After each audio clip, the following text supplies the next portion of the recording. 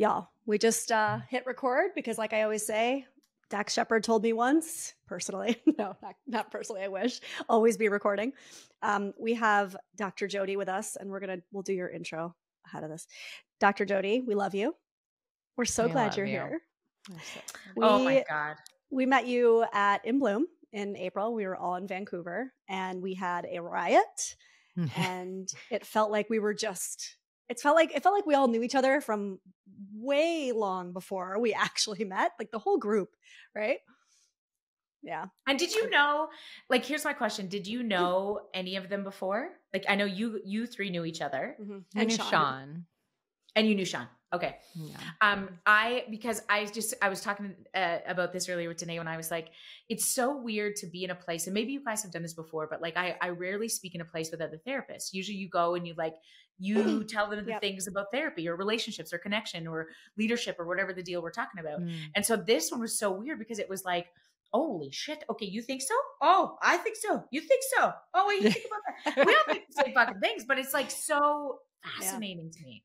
Anyway, okay. And tell me, like, I'm so excited about this process because this podcast has been. I love how you were like going back and forth. And this was happening a little bit when I was talking to Jody earlier, like the mirroring that goes back and forth, and we're like tracking one another. And it's like, no, we're gonna ask you about you now, Jody. But I love it. And I feel like the uncomfortable shifting around. I like your face as I said that. I was like, oh. All eyes. I mean, and yet in the corner. I do feel like you are, you must certainly be used to all eyes on you because you are a presence. And I think Vanessa and I were both so struck by the way that you command a stage when you are speaking. And it was so unbelievably inspiring to us. And so I think we want to go back a little bit for those who maybe haven't been introduced to you and tell us how you came into this space of doing what you're doing now. Yeah, that's such a good question. What I think is so powerful in this moment is that I've had the privilege in being in a place where I have felt very connected. So grew up very, I don't know if you could say very white, but white, able-bodied, straight in this very huge place of privilege. I didn't see a person of color till I was in grade 3. We grew up in a place that was so privileged and protected that I didn't know a lot about a lot of things. What I did know to be true was that when big people were okay, the rest of us would be too. When there was somebody in a position of regulation, the rest of us would be too. And I think in my career, it was because of a teacher. I remember where I was sitting and what she was wearing even. I don't remember anything of the literacy and the numeracy that she taught me, but I remember how she made us feel the day she had to tell us that the then captain of our hockey team, we were 16 years old, had been killed. And I remember thinking like, that was the first big tragedy, if you can imagine. I mean, that's just, speaks to the amount of privilege that I think I experienced. And watching her navigate that with us, I was like, I would love to be able to do that for other people. And so I decided I wanted to be a psychologist in grade 10. And my dad was so excited because I was drinking excessively in gravel pits. That's what we do up here in like Canada. We find a great big hole where the police can't find you and you try to get we just do field parties in upstate New York. It's exactly the same thing. Same. Find a freeway, drive off the freeway, find a spot, light a fire, done. Try to get a husband. And so that's what I did. And then I didn't find one. So then I had to go make it on my own. But when I took I took a job as a civilian member for the Royal Canadian Mounted Police, which is our national police force. And I learned, first of all, about organizational stress and trauma and like what happens when you don't look after your people. And I did a lot of work around police psychology and trauma and organizations. And then I did a rotation with kids in my residency. And I sort of fell in love with how little we know about kids and trauma. And so I did sort of a postdoc, like an extra year in child psychiatry. And my first job was at the Alberta Children's Hospital, which is like sort of our center of excellence here in this province, and on a locked psychiatric inpatient unit for kids. So for almost a decade, I was so amazed at all of the training that I had around asking questions about what's wrong with people, trying to diagnose and pull apart behaviors and symptoms, and how that just didn't serve us at all, right? When we start to shift that question to what happened here. And after, 13 years post-secondary education, it was only in this position that I started to talk about things like attachment and family systems and, the integration of stories that make the most sense instead of just diagnostically, what do we have? And so that just spoke to my soul. And I did so much, whoever would listen to me, whoever I could learn from in those 10 years. And I just feel like those kids and families taught me so much about the things that I think the world needs to hear, right? Really around relationship and connection and all these things. And so we had our kids, and very fast, because I met my husband when I was at the hospital. I always like to say, like, he wasn't a patient. He was like, he's got a PhD in animal science, ruminant nutrition, which basically means how do you feed specific. cows. Oh God. So he drives around looking like in his truck all day, looking to see if heifers are hungry. Like, it's very exhausting. Anyway, nice guy. And so we get married, and he's truly amazing and everything I'm not. We talked about this in the earlier podcast. So you marry all the things who did I marry? All the work you do. Your unfinished business.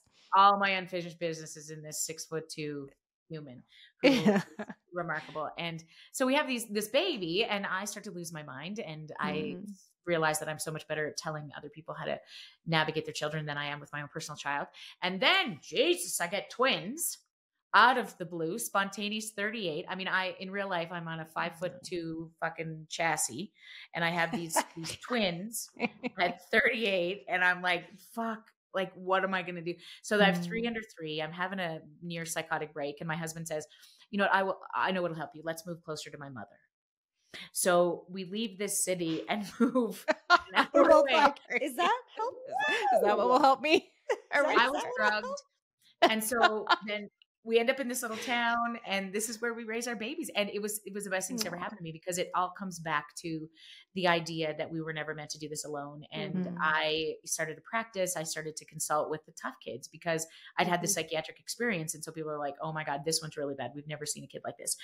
We've never seen, I think this person's having a psychotic break. So I started to consult with police organizations and schools. And then I wrote a book, and it became a national bestseller. And then I wrote another one. And then HarperCollins, and we wrote Filling Scene, or I wrote Filling Scene with HarperCollins. And so now it's like, I think the most critical thing that's on my heart all the time is that we are not in a mental health crisis. We are understandably, as a human race, responding to a loneliness epidemic. And we've never been more disconnected in the history of the free world than we have been in this last decade. And it's showing. And I don't think it's going to get better anytime soon unless we make this shift on purpose. Yeah.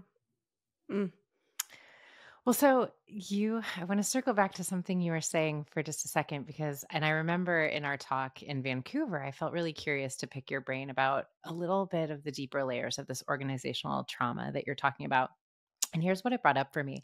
I remember, and you and I were talking about this a little bit earlier, but just during that period of time, like post George Floyd, and when all of these conversations around like organizational, systems of white supremacy. And I think there's a way that you so beautifully speak to privilege and otherism. And that's like a whole other conversation around like, what is privilege and how like we can unpack what that actually is or means. But I remember that Vanessa and I were having a conversation on the podcast with our friend, Buddy Wakefield. Shout out to Buddy. We love him. But they were talking about, the archetypes of like the hero, victor, villain. And they were talking about like the police as like a hero archetype. And I was like, wow, that's so fascinating. I think growing up as a Black woman, there's no part of me that has ever conceptualized the police as like a hero archetype, because so much of what I was raised with, just like the narrative is like, be afraid, like the police could conceivably hurt you. And what I also was talking to Vanessa about was, if you really think about it from like an organizational trauma standpoint, there are so many ways that I believe the police have been, I guess the word that's coming up is sort of like the scapegoats for the enforcers of like the tax collectors and the things that like nobody wants to do, but we have to sort of be the bad guys to enforce this. Mental health crises, Yeah. And what that does, one, to play that role, but also the like, you don't talk in the culture, like you sort of fall in line with the culture and the way that we do things. And if you don't do that, the entire organization will come at you for that. And that is something that I think we don't talk about, how much like this is what is enforced and another form of organizational trauma. Do you know what I mean? Oh, yeah. I mean, I thought so much about this. So I have big opinions, and I'll just throw them out there. You can't defund the police. And I'll tell you why. It all comes back to emotional regulation for me. The quintessential thing we will ever teach our children, the partners that you want to find who are the healthiest will have at some capacity the ability to regulate emotion. And the definition of emotional regulation is how not to lose your friggin' mind. When you have the capacity to stay calm in times of distress, you will do better in this world. But emotional regulation is a privilege. You cannot give away anything you haven't received. So if I have come from multiple generations of abuse, neglect, trauma, marginalization, being told that I'm a piece of shit because of the color of my skin, my capacity to have been regulated and then to give that away will be compromised. Right? Because you can't give away something you've never received. Now, are there healthy factions within? Yeah, absolutely. Right? Beautiful subsystems emerge because they have to. It's survival. The idea of being able to be emotionally regulated means I then have some ability to have somebody walk me home. You know, I talked about that Ram Dass quote that I just adore. You know, we're all just here walking each other home. When we as therapists often do that, we become the walkers. We say, give me your emotions, let me hold space for them, and we'll kind of make sense of them and put them back to, you know, give them back to you kind of essentially. Okay. And so when you bring a baby home from the hospital, that's what they do. They lose their friggin' minds. They only have one way to communicate, right? They flip their lids because they can't say, I feel yucky, or my tonsils hurt, or daddy's voice is annoying. They're just like lose their mind. And my daughter says that, by the way, but keep going. Yeah, because she's the product of two therapists. But the idea is when I don't have that capacity, I fight, flight, or freeze. And the job of big people is to walk me through it. So if you are surrounded by enough people who can say, look at me, it's okay. We tell daddy this, or we say this is how you apologize, right? You ask for it in this way. If everybody around you is exhausted, overwhelmed, not able to, they say things like, shut up, you're an idiot, or they're drunk, high, absent, flat, which means then that babies just typically then go into this world of fight, flight, or freeze. Okay. When you are in a position of authority, so the idea of policing historically has been to protect and serve, right? And the idea is I'm going to look after the most dysregulated people. That is what we ask police officers to do. A police officer is never called when shit's going well, typically speaking. Okay. Like it's never like, hey, just hanging out, come on over. Generally speaking, there's a domestic, there's been an MVA, something's wrong. What we're asking for is a regulating other. What we want is somebody to be able to navigate this. And since the dawn of time, we've always othered the people that are the dysregulated ones. They're the problems. They're the bad guys. They're the homelessness or housing insecure ones, or they're the shit rats, or they're the whatever, right? We've really dehumanized the people that we're serving in that regard, because we're actually not protecting everybody else. You're serving the dysregulated. And so it has been my plea for the vast majority of my career to speak to policing organizations to say, do you understand? You are required to create a group of humans that will be some of the most influential walkers on the planet. And generally speaking, they will be serving for the vast majority of their careers, marginalized peoples. Not because marginalized peoples are the problem. They're the recipients of the least amount of walking. Because we take it back to colonization. We've decided that one color of skin mattered more than the others. And so the privilege and the capacity to be able to get the resources means somebody like me started on third base. The fact that you can sit on a podcast with two white women means you had to work remarkably harder, statistically speaking, than the two of us could ever dream of. And if we don't give that perspective to those doing the walking, it is a breeding ground for racism. It is a breeding ground for hate, because the vast majority of the people that we're serving, right, are the ones that, and I don't know if this works the same in the US, but certainly in Canada, you know, it's check day, or they don't know how to work. They're all on, you know, unemployment, and, you know, right.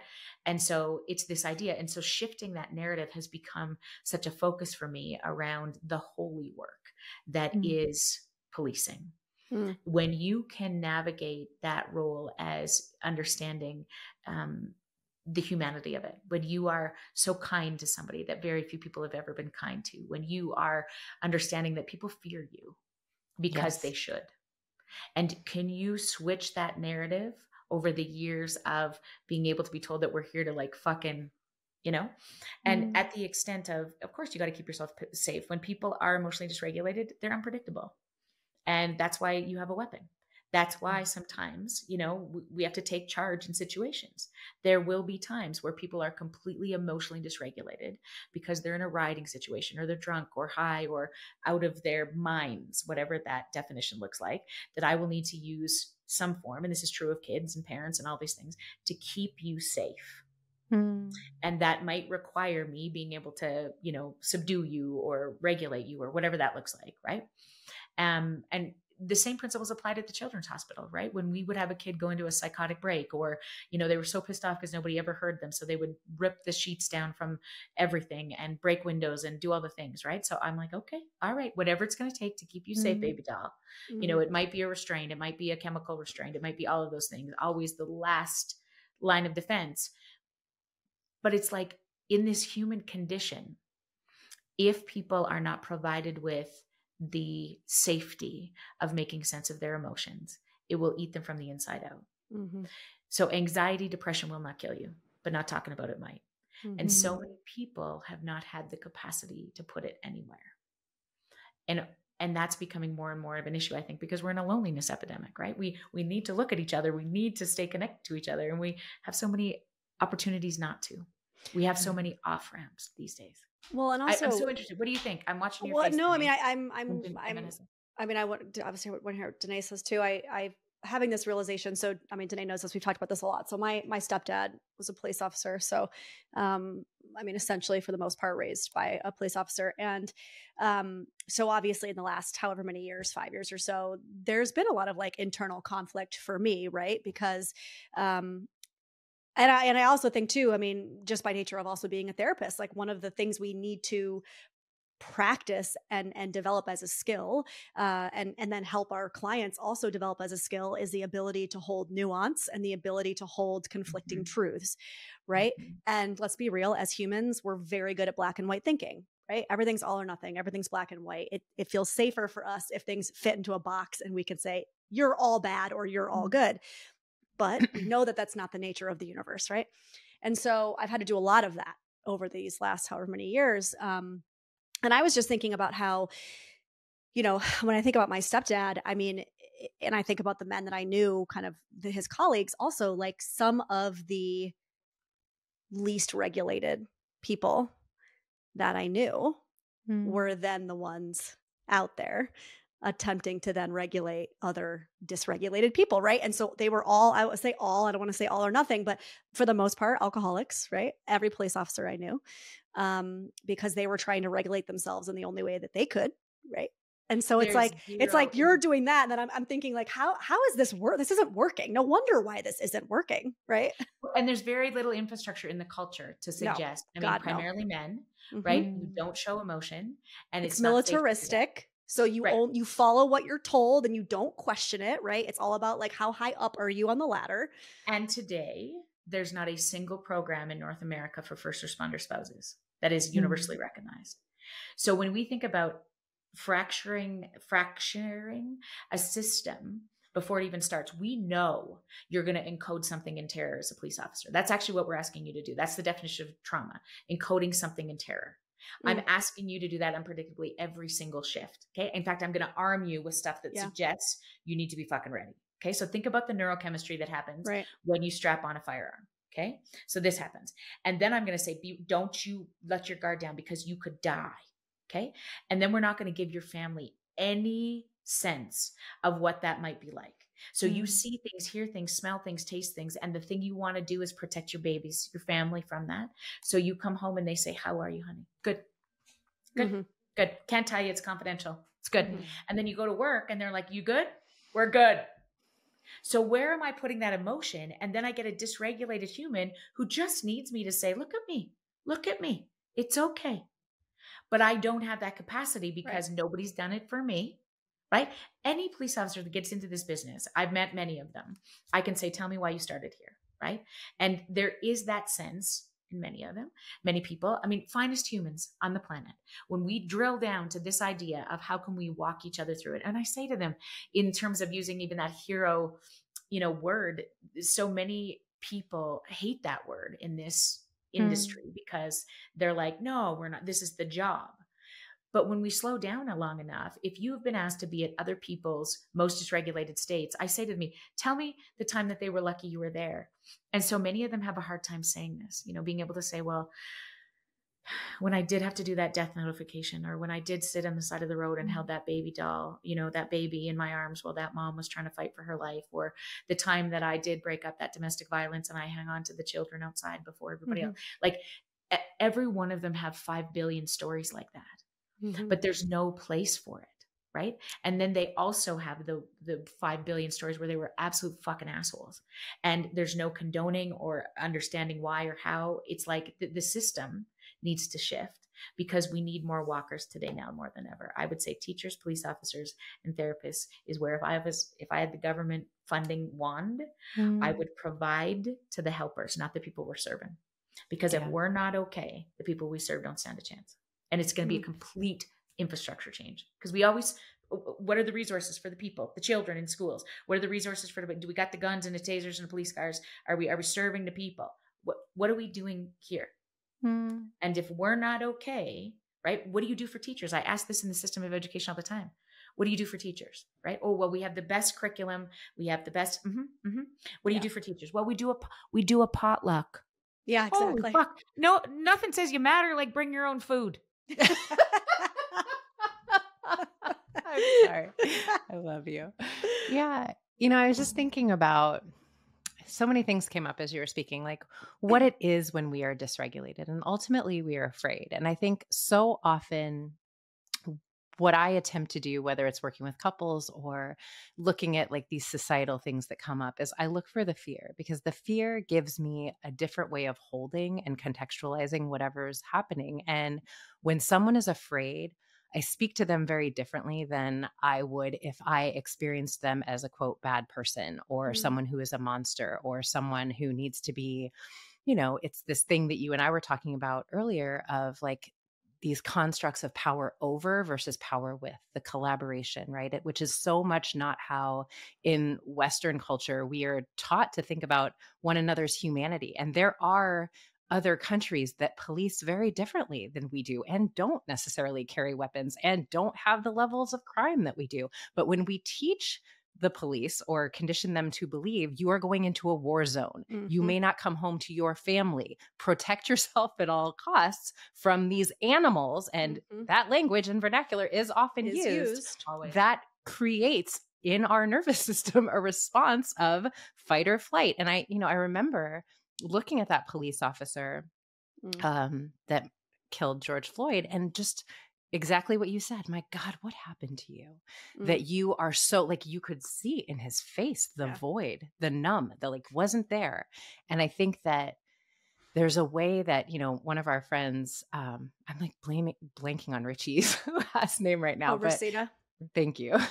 See, Vanessa like functions for me as half my brain when I can't think. But he's a formerly incarcerated man who talks so much about a lot of what Dr. Shafali talks about, which is like with children in her work, we believe that we need to raise children to be good people. Well, where did we get the idea that children aren't good people, right? I think so often there's an idea that certain demographics are different or need to be controlled because they are out of control. Whereas if we look for like the humanity and where are we mutually afraid of one another, it's just a very different conversation. But to your point, we need training on how to like stay in our bodies and be in the inquiry versus that like fear response of like, I need to keep myself safe, which is so much of what's happening, right?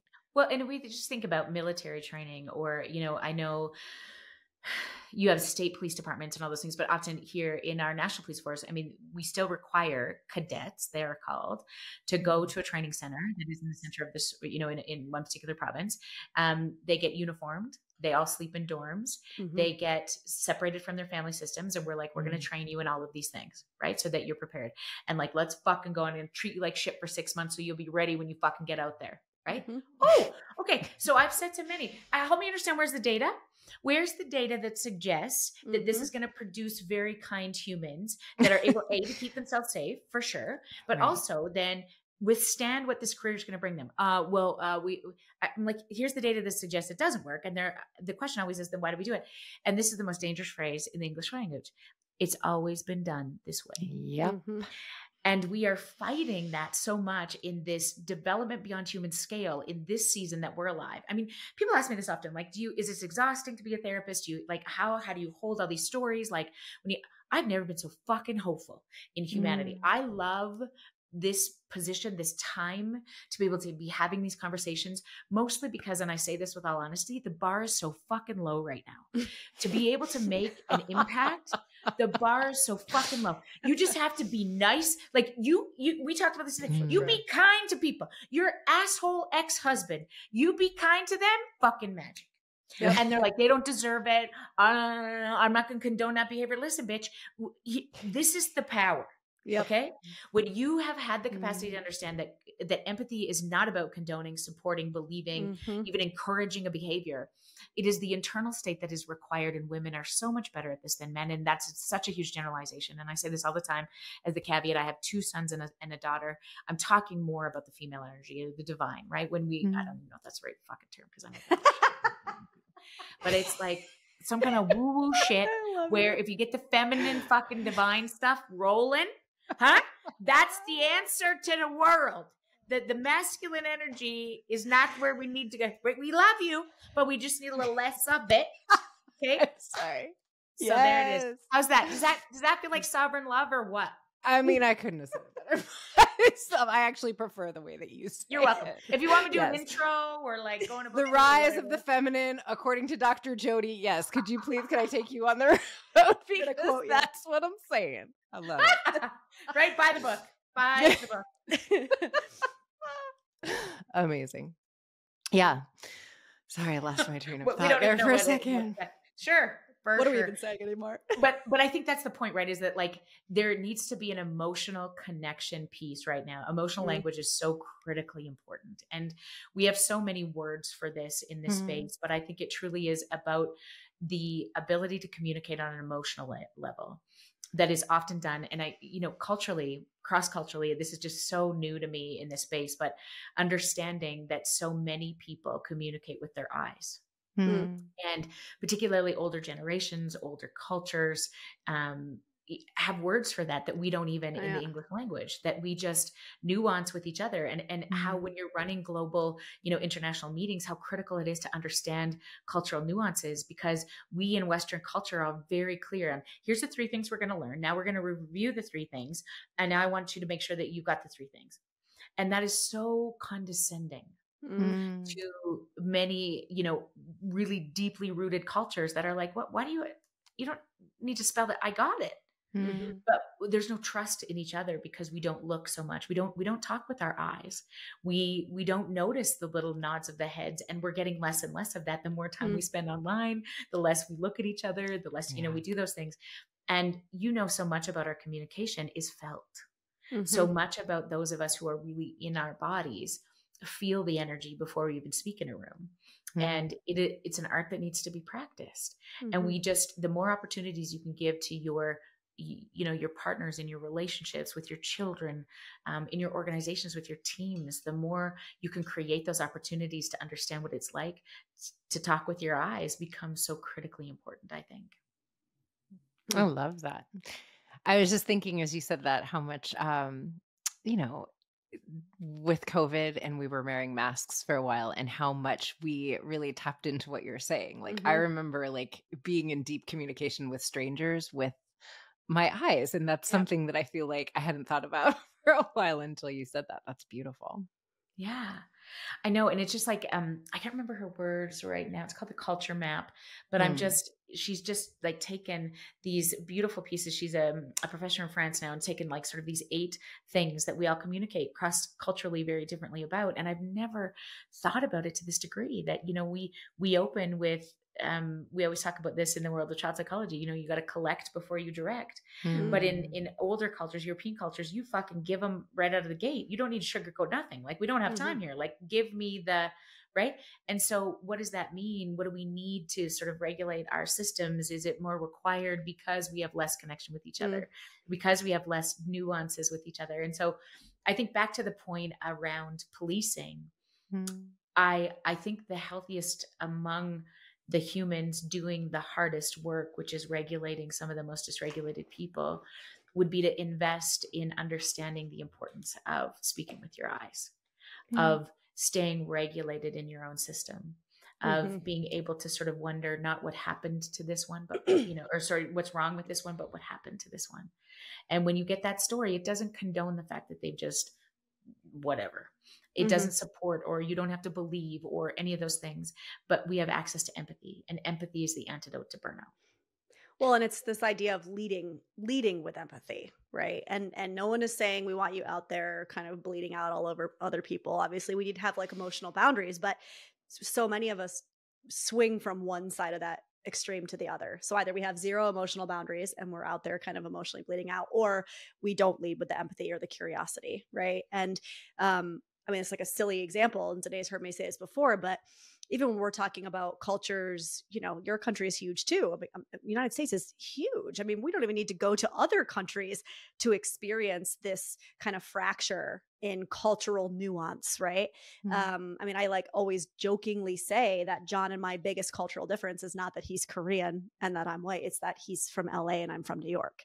And like, it's a joke, but it's also real. I mean, and it's what you were saying about, so often I'll be like, I'm just being direct. Like I'm not, and there's like that's so, it's almost like abrasive, you know what I mean? And so there's like the way that you're speaking, there's the eye contact, there's the subtleties of the energy, of the emotional energy, like some people from the East Coast, like we tend to get a lot more animated and worked up when we're telling stories and we talk with our hands.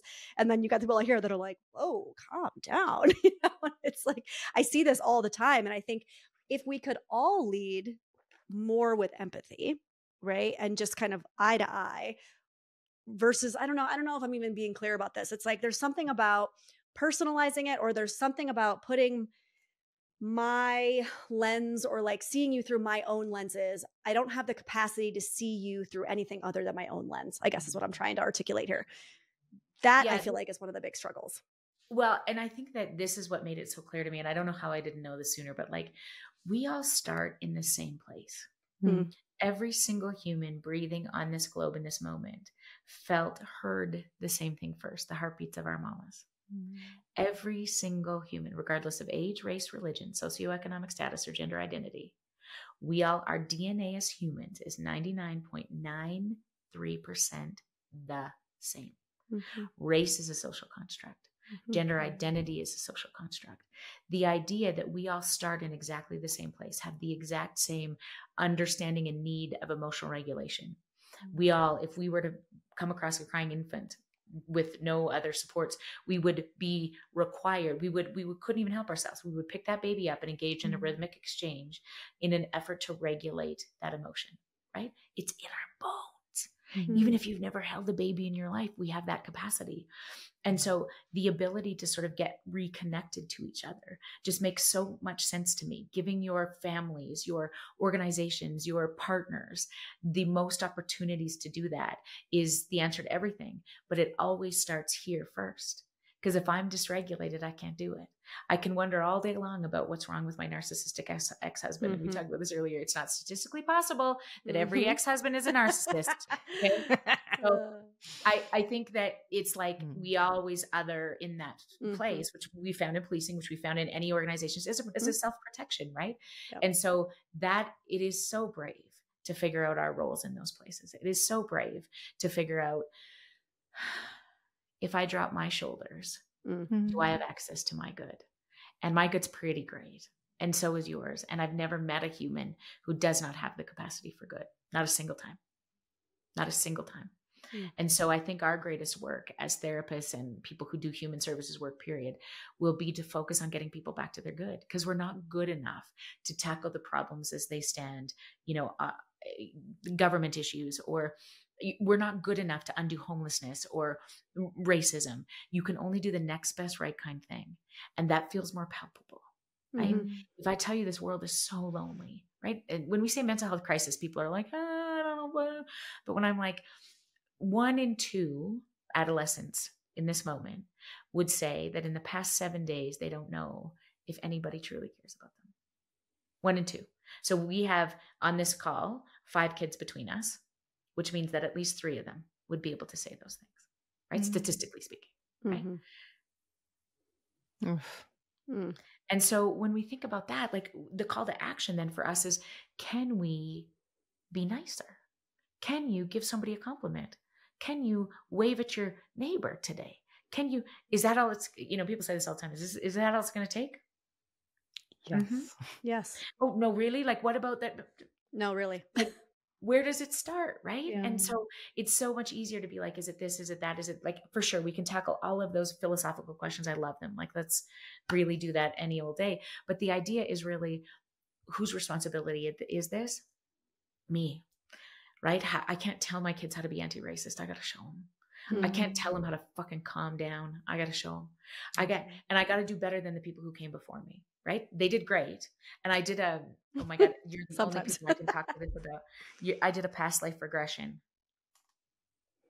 I feel like you're a little bit more woo. You're a little bit more than woo light. She tries to like keep it on the low, but she's got a lot of like I have. She speaks the language. Don't let her fool you. It's like we're on to you. I have. This is what happened. So I was doing this conference. Jenna Kutcher and I were speaking at this event. I don't know if you know Jenna, but she's so woo woo and lovely. And so we had this medium that was the host of the event, and I was like, "Fuck, whatever." So she does this, and I gave her no time of day. Okay. So we go back to a speakers meeting. Everybody's in their pajamas. We order snacks. It was so lovely. And Chatelle, Story is her name. And she came in and was like, I just really, felt the energy. And, people were like, did you bring your cards? And she's like, no. And I was like, I bet you didn't. And then she started speaking about how she became a medium and a psychic. And I was in her lap. And like just the way that she was so grounded in her understanding of the soul and the development of the spirit. And I was like, well, what about this? And she's like, yeah, this is how, like our souls know each other and we have soul contracts. And she's speaking about it. I was like, holy fuck. And then like started to talk about like, who's around you and who surrounds you and all these things. And so then we left there and I was like, sold. I mean, because she was talking about all kinds of things she shouldn't have known about. And then she's like, I do this for businesses. I become, sort of like every business has a soul. And when you sort of understand the purpose of that business and you nurture it and feed it, it can do the work that it was meant to do on this planet. And I was like, done. Marty and I signed up. We got mediums now. We meet every week. She reads my astrology, tells me all the things. Beautiful. Welcome to the dark side, my friend. So she said, I think we need to do a past life regression. Will you allow me to do that? And I was like, I don't really know what that means. And she said, well, we're going to get together with sound bowls and we're going to talk about all the soul contracts that you haven't severed that are still sort of carrying into this life. And I was like, I don't even understand what that means. She said, sometimes when you get overly anxious about certain relationships, sometimes you just haven't ended your relation or your contract with him from the previous life. And I was like, that's a thing. She's like, yeah. And like, people know it's a thing. I didn't fucking know it was a thing. I'm in Alberta. We ride horses. Okay. So we got sound bowls. The things are ringing. We're all talking about things. And she's like, just go back into your previous life. Well, fuck. I go down the staircase. I come to the door. I open the door. I'm in a war-torn country running. This is what happens to me. That's all. Bombs are going off. I lose my whole family. And as the woman in this particular story, I'm like, this is fucked up. So we come out of it, right? And so, you cut your soul contracts and you're like, we did our work in this lifetime and we come out and all this thing. And I was just like, this is fucked. Like, I'm out. I don't even understand what that was. I'm not a huge fan. And she's so great. She's like, I see the resistance, Gemini. I was like, don't be fucking, now we're going to talk about signs. Like, she knows. Oh, she knows. She knows. Oh, you have to come meet our friends Ashley and Millie. I know. Eat them up. We got some more people for you. Yeah. Oh my gosh, I love it. You are an absolute treasure. I feel like we just want to keep you forever, but I do think that the work that you are doing is just such incredible soul work, and you feel it in the way that you speak, even if you speak about it in a way that is accessible to maybe you know, people in places where we aren't sort of speaking the vernacular of woo. It's like our normal way. I think that you become a little bit of the Trojan horse. So I love you for that. You like get in there with the speak in a way that it can be heard. So thank you for that. So we have a lightning round. I can't think. I'm still just like, I'm so tickled. I can't speak straight. A lightning round of questions that we ask all of our guests. So the first question, Dr. Jody, is who have been your greatest teachers, mentors, people that have impacted your path up to this point, whether they're people you know or just you really appreciate their work? So what came to me first, and we're supposed to trust that apparently, is all the women that came before me. So when we've been doing the spiritual work, my grandmother, my maternal grandmother, often comes and says, "I'm so excited to go on this journey with you because I can see how hard it was for me and women to fight to get to this place." And you know, it often, she reminds me so much. I read Maya Angelou talk about this one time when she said, you know, they're like, does it feel lonely doing this work? And she said, no, because my ancestors are always with me. Yeah. And I take such solace in that, you know, like, and so I feel like my mom is such a remarkable woman, and I never had any faith in how great she was as I was growing up. I worried about her mental health. I worried about all the things. And in Feeling Seen, I talk about the fact that I have a full biological sister that I didn't know I had until I was pregnant with our first son at 34, because my parents got pregnant and they bound my mom's belly. They were both very religious families and couldn't tell anybody, high school sweethearts. So she gave birth to my sister and gave her, she was adopted, and they didn't tell anybody. Their own parents all went to their graves without knowing. And so then my sister found us when, so my parents got married, had me and my brother, and didn't tell anybody. They got divorced. And I attribute so much of this, of course, to the big secret that nobody knew. And she found us when I was 34, and she's 5 years older, looks just like my mom. She grew up an hour and a half away from us. Wow. And it's been remarkable. And so I think about the women that came before us a lot. And what is then my responsibility to not let any of that be for nothing. Okay. So I think that's the thing. And I've been blessed with a daughter and 2 sons, but my daughter feels like the biggest responsibility in this season. My boys are my favorite. They're just fucking great. And my Olivia, she's my greatest teacher of all time. I don't know if I could be more in love with a human than I am with this firecracker, if she doesn't fucking kill me first. Like I feel that deeply. Holy Christ. And then in terms of, you know, people in our field, you know, I have a massive love and respect for Shonda Rhimes. I think that, you know, she is just one of the most brilliant women of all time in terms of her writing and her messaging. And she's so underrated in this world. And Brene Brown has been my hero since day one. You know, we have a shared love of Esther Perel. I think the Gottmans, who I've sort of met in the parking lot. And I just think parking lot. Yeah, whatever, the check-in. Yeah. I just think there's so many people right now. You know who I'm blown away by, she wrote the book Tell Me More, and it's going to come to me in a second. I know this book. Do you know her? Yeah, I'm trying to think what her name is. Keep talking. I'm going to look it up. Kelly Corrigan is her name. Got it. I am mesmerized by her work right now. She is just so fantastic in this process. She wrote a book called Tell Me More, and I so wish I would have got that title before she did, because it is like the single most powerful question on the planet, I think, when we're trying to work in a dynamic. And she's fantastic. So there's so many people that I'm just devouring in this moment. Oh my God. Can I show you this? Jonathan Haidt. Have you guys read this? He's like on all the podcasts right now. He's doing his rounds. Yeah, I keep hearing He's a hot one. And you know who else is going to be super hot right away? She's Canadian. Unmasking AI. Joy, I met her. She spoke at a conference I did. Work Human, it's called. It's like an HR conference. Blew my mind. She is so powerful. Okay, and so anyway, this is supposed to be lightning. Hey? lightning round. That was the best input. Okay. This concept of flow, whatever that means for you, right? This time when you just lose time, you lose track of time. You're so kind of integrated that you know, what is that for you? What are you doing when you find yourself in a state of flow? I've learned that there is a progression for me to get there. Mm. If I am reading, I'm nowhere close to it.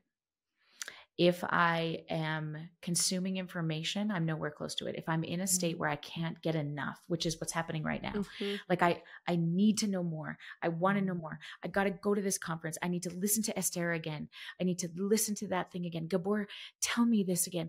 Okay. And then I can write it down and write it. If I'm writing, I'm getting closer. And then when I have my ideas, usually I have, what do you call those? Flip charts, okay? With the sticky stuff, cost extra at Staples, but worth it for me. And you put them everywhere.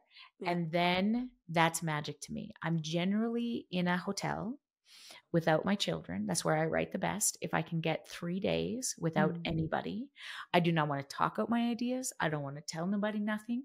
I want to just write and move the pieces around. I'm a qualitative researcher by training. So that was my dissertation. Both my master's, and my PhD were all qualitative. So I love to manipulate words and statements, and numbers fucking freak me out. But I love to what does that mean truly? If I could, so many people have said that, that's got to be important. So many, nobody said, how come? And so I love that. That feels like I could lose myself for hours, days. And when it just sort of comes on paper, then when I put it all up here and get it to come out again, it feels like it's so much bigger than me. I love that. Oof, and that resonates. I feel like that's how I had to write my book, because it was like I had to be by myself for days, and I had sticky notes everywhere, and then they would be moved around. And I find that, I don't know if you find this with yourself, but I'm just more tactile in general as a human. I'm a very tactile human, and so it makes sense then that would translate into the way that you write. Is that, like just something about being tactile, I guess. It's like the moving around physically of the pieces just feels so satisfying. What is that? Like satisfying.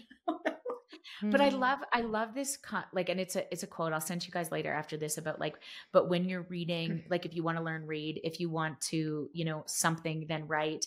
And if you want to something else, then take those ideas out in the world. Yes. And I just, you know what I mean? I can't, I'm butchering this quote, but it's like that for the first time. And I didn't see this very long ago, that I was like, oh, I feel those energy shifts of where I'm like, I cannot. HarperCollins offered another book deal to us 6 months ago. And I was like, there's not even a piece of my body that would be able to want to produce something else in this moment. Not even, maybe never. I don't even think that I will ever have another capacity. And then when I start to read again, and I can't get enough of it, and I got to take this book on the plane tonight, and I got to do it, the obsession, right? There's something about getting obsessed with something. I tell this to clients all the time too, when they come to me with this, I'm stuck. Where do I go? What do I do? And I'm like, figure out what are you obsessed with? Get obsessed with something. When you're obsessed with something, lean into it. That's all you have to do. That's it. You don't have to do anything else. Yeah. Yeah. Love it. Yeah. So there's the other lightning response. And what breaks your heart?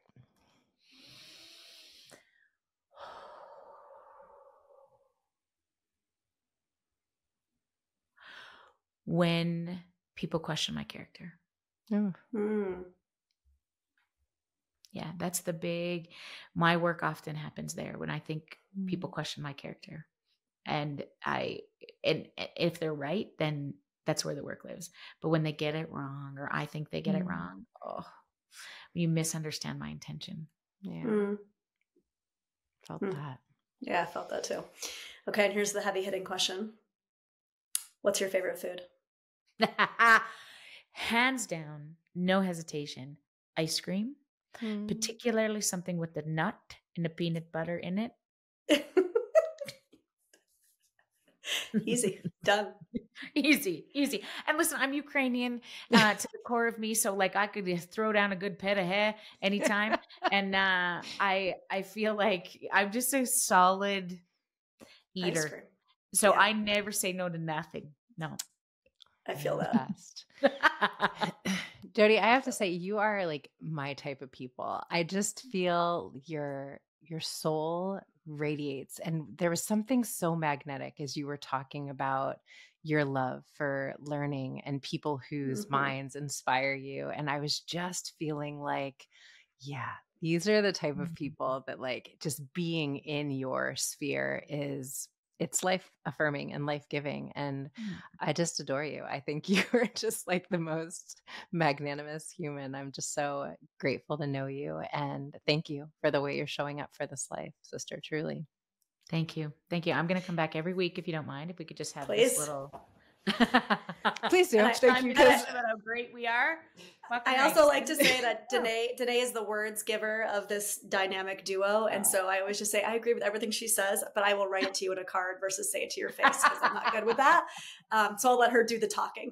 But I feel all the same way.